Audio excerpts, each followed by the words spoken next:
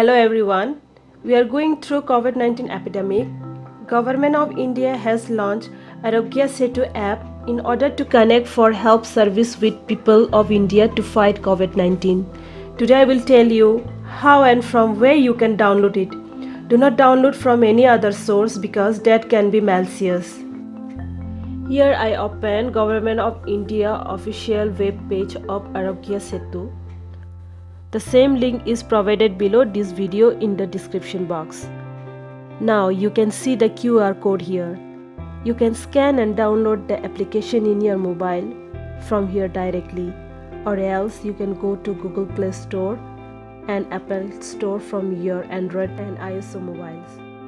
Now I will show the easiest and most popular way of downloading. So let's go to the Google Play Store. Search in the search box Arogya Setu. When you find, please check. This is under NIC e-government apps. For the security purpose, you should not download it from any other source. Otherwise, you can be compromised. I hope you understand and wish you all download the app and try to stand unite against coronavirus. Thank you for watching my video.